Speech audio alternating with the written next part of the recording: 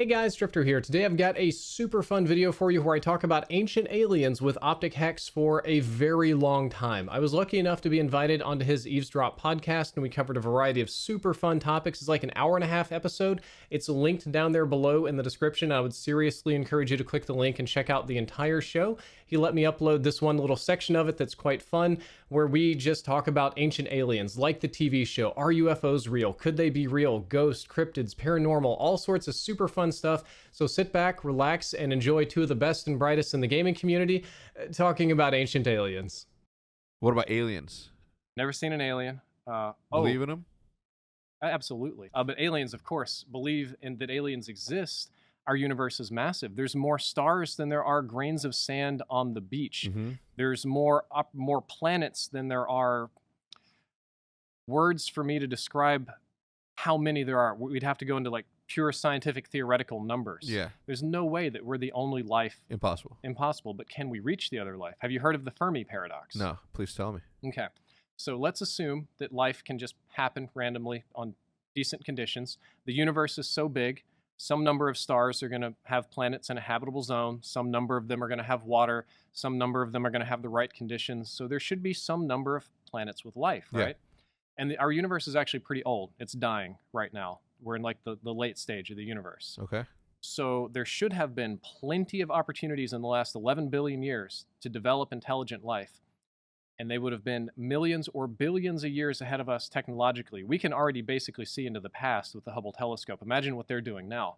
But then the question becomes, where are they?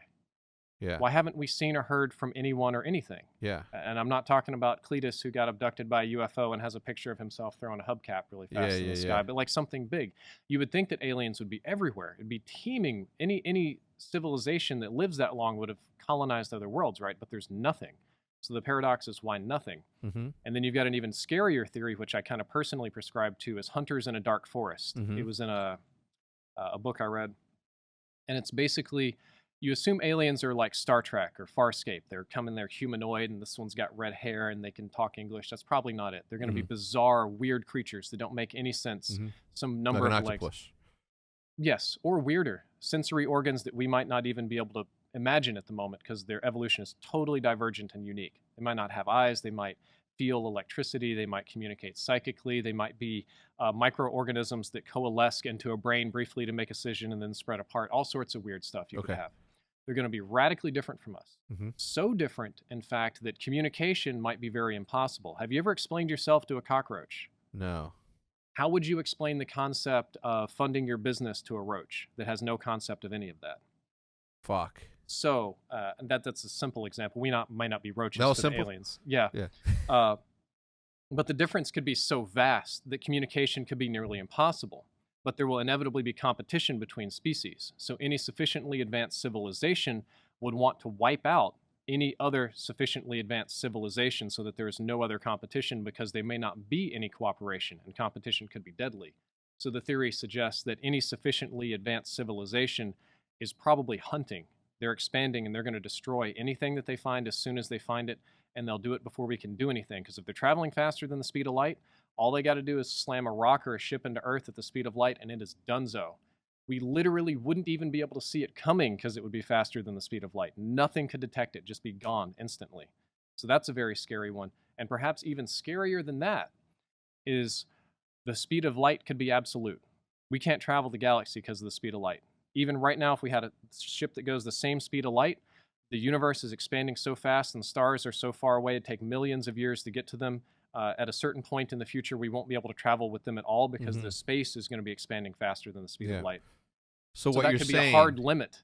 What you're saying that in theory, to simplify it, if the speed of light was 100, you would need it to be faster than 100 in order to be able to even see anything on the universe. Yes, at some point in the future. Yeah. And the fact that we haven't seen any aliens might mean that our current theory that the speed of light is absolute is real. There could be a civilization 1 billion years old, and it's just a hard fact about the universe that the speed of light is what it is, and you can't beat that. The same way triangles have 3 sides. There's no, 2 plus 2 is 4. Mm-hmm. And no amount of technology in the world will fix that. And in that case, that's just us here on Earth. So I guess I'm a humanist in that sense. I believe we got to make the best of what we got now. We can't depend on aliens. We can't depend on Elon Musk going to Mars. We got to make this planet work. For now, the best science says this is all we've got. Yeah.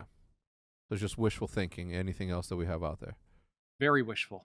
I hope it's all true. I'd love to see aliens. Would you not love to make alien contact in your lifetime? It'd be awesome. Yeah. I mean, from a UFO perspective, what do you think that is? Maybe aliens. Mostly probably government experimental crafts, probably stuff like ball lightning or unusual weather phenomenon. But there are some that really make me wonder, some that kind of defy the laws of physics. And those are the ones that I'm curious about. I'm sure you saw the Navy one where they're following this thing that's moving fast and then underwater and above. Yeah. Something like that would be more alien because they would have something that we couldn't quantify well. Yeah, no, that's it's they don't keep me up at night, those thoughts, but I do often find myself staring into the sky and saying, it's like, what the fuck is out there? When we got back from Sinaloa, I went fishing earlier this year. We were up in the mountains of Sinaloa, Mexico. So the sky was unlike anything I've ever seen. Like, I've been to rural areas here in the United States, but I've never seen that many stars in the sky. I took a picture of it, and it doesn't even describe the magnitude or the amount of them that there are. It's what we see here is nothing comparison to what actually is there, which is like the most mind-blowing shit ever. Like, there was almost as equal amount of light as there was dark in that one specific area that I was looking. And you're seeing a tiny little smidgen of the Milky Way, which is one of billions of galaxies. Yeah.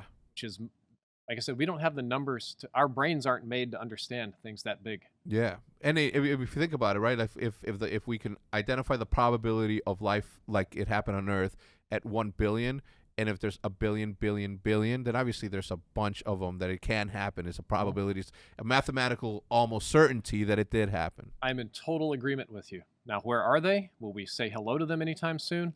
Odds of that are not so great. No. But maybe. Do you think because we just aren't, I mean, obviously there's a war going on right now, right? Like, Dude, it's aliens fly by Earth and like we need to roll our windows up and keep going. Like, it smells bad in here. That's so cool. Do you believe that I don't believe in this one, but that marijuana was an alien plant that was left here? No. It's got a pretty Someone was shaking his head yes. Yes? Well, I thought it had a pretty clear like evolutionary history. That's why the ancient astronaut stuff doesn't make sense. Because if we came from somewhere else, there'd be like this sudden poof of people like magic or like a huge change. But it's a pretty gradual evolution. Yep. So that would be very unlikely, in my opinion. I agree. But I'm not an ancient astronaut theorist. At some points in my life, I've had the hair for that job. But you know what show I want to recreate? Did you ever watch Action Bronson's? Do you know who that is? Sounds familiar. Action Bronson's this big white dude rapper. He's lost a lot of weight. He was just recently on Joe Rogan's podcast. He's lost like 175 pounds. But him and his friends get high and watch Ancient Aliens on camera. Do you know what I'm talking about? I know. I have never done such a thing in my life. No. Never. Well, I want to recreate. And that was such a good series, right? Yes. Because it's like just him and his boys ordering food, smoking fucking joints, dabs, fucking bongs, and they're in like this massive green screen room. I've seen that show. It's great. And George Sokolakopoulos comes on there with his hair that's like this big, and he's like, were the pyramids made by architects, or as ancient astronaut theorists suggest, they're giant energy crystals left by Martians? And it's amazing. I go with the second one. There's impossible for any human, even today, without the technology that we have to build a pyramid. Oh? You think that we can right now? You heard of slaves? Yes. But you can't, it doesn't matter. Like, you think that 1 million slaves can pick up a very awkward to grab rock? Like, I mean, you can't even fit. They don't have to pick it up. So I said slaves as a joke. It was mostly artisans and architects. Do we have, anybody have a pencil? Yes, we can get one. Okay. I will use my phone and we will, like a science experiment here please. On your podcast. Yeah. I'm excited because if you're gonna tell me, it's like, obviously you put, tree trunks and then roll it over. How do you still get the fucking heaviest rock to the top at that mathematical angle that is even on all sides? Okay, I'll get to that. I'll have to use your laptop for that one too. Sure. So, easy. We'll do science here today. It's so fun. I love it, man. I'm so excited. Thank you. All right, that one's not gonna roll. Oh, okay. We need a roller. Unless you just want me to break it. No. I gotta... Anything that's round that rolls will work. We'll just, I don't care if my phone gets marked. Do you care if the laptop gets marked on? Okay, perfect. Experiment away. So let's say this is your super heavy stone block, right? Yeah. And slaves aren't going to pick this up on their backs and walk uphill. That's not happening. Right, Humans ain't like that. Okay. Well, you can put more than one, obviously. Yeah. But you put it on a roller, Yep. and all of a sudden you could probably have about 10 guys here doing some of this number. Yep. Now, it does become much more difficult when we are going uphill, right? But have you ever heard of lever and pulley? Yes. So you can do the same thing, rollers here. Now, the pyramid wouldn't be square at the time, right? What they would have it is realistically probably just like you see how they construct houses, they make these dirt ramps and stuff. There'd be a dirt ramp, and it wouldn't be this 45 degrees. They'd build a ramp out of dirt like this. Okay. And even if it needed to go up taller, the ramp would just be longer. So if you can hold, because I only have so many hands. So we'll say it's really long ramp, and it would be exactly the same thing. And they'd roll this block up the hill. And on this end, they would have a couple of ropes. And not at the edge of this, but probably on the other side of the pyramid, they would have people pulling it down and people pushing here. And it'd be slow and miserable and painful, but it would roll up. And if it was too damn heavy, what they would do is cancel work for the day. And they would just build this ramp longer, and make it flatter. And it'd just be easier to roll.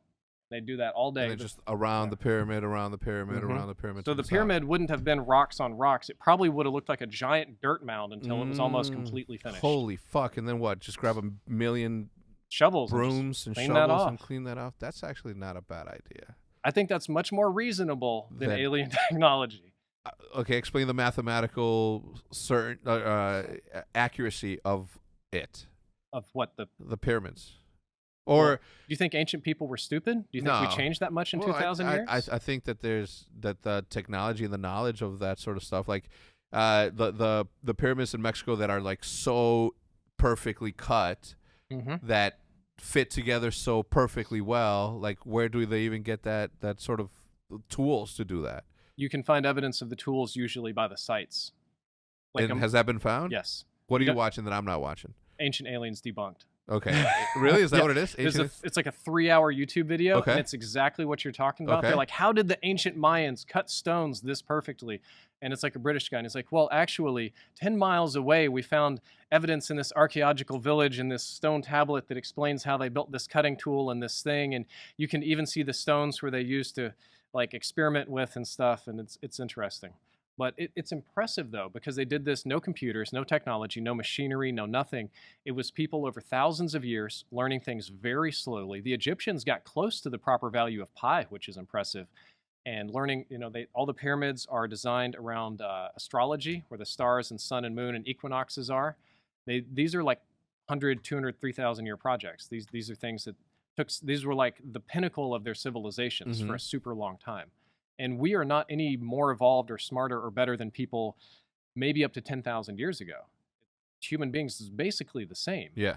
We just have the luxury of all of the knowledge that they had in the past. Yeah. They didn't have any of that. In the past, when the Egyptians were around, a normal person would be lucky to see a single book in their lifetime, much less be able to read it or have access to a library. Yeah. We have the internet. You have anything that you ever want to know about anything right there on your phone. That's so we're crazy. lucky. We are building our society off of the knowledge of our ancestors. Yeah, that's crazy. Well, look, I typed it down just so I can go watch it, because you better believe that I am. What about the amount of hieroglyphics that have men in spacesuits? Okay. Or what we interpret as it looks like a... If you read their mythology, it's mostly not that. I mean, there's bird people, dog people, various gods. If you look at ancient Greek mythology, their monsters was just like, this is a lion, but it's got a wolf head, and we're going to put wings on it. And you'll see that modern monsters like werewolves are these hybrid, complicated things that CGI artists spend years making look real. Ancient people's idea of monsters were like big wolf, or we're going to put a lion's tail on this and a giraffe neck on this, and you're going to make something that kind of looks bizarre. They didn't have the concept of hybridization exactly. So when you start doing that with people and deities, here's a sky god, and he's got the head of a hippopotamus, so his head is big and round, and he's got big eyes, and he lords over some myth. It looks like a dude in a suit to us. Yeah. It is weird, though. I got to admit, though, it's weird. There's some stuff you should look into that's super weird. Yeah, please. There's Ezekiel's wheel in the Bible. which may also be an angel. angel. I've heard about that. Biblical angels are described as rotating wheels of fire with infinite eyes, or like portholes. It's super weird. Yeah. Then there's the 1628 Battle of the Gods over Venice. Yep. And then there's another one in India that happened in like 400 or 500, very similar to the one in Venice. The Chariots of the Gods. It's the book on that, right? Yes. Yeah. Not the most scientifically accurate. Of course. And the one in India describes a battle between Buddha and Vishnu and all these other people, but like avatars. And when you read back, it sounds just like the thing that happened in Venice in the 1600s, like almost like an alien battle up there. And these are historical records that seem real, and they're really weird. And I think that's the stuff that people should research more. When you talk to somebody and they say, I met a gray alien, like your friend back there, I know this, they do that, and they explain every little thing about a paranormal event. Like, I saw a ghost, the ghost talked to me, I exorcised the ghost, I know it was this and I know it was that. That's usually somebody making something up. When you see a story of like, this thing happened, it was terrifying, and I have no idea why it happened, and this is the best evidence I've got, that's somebody that's telling the truth. They could still be wrong and mistaken, but that's a truth. Yeah. And those are the things that we should be researching more than some of the more fun things like lizard people. Yeah. That's so good, dude.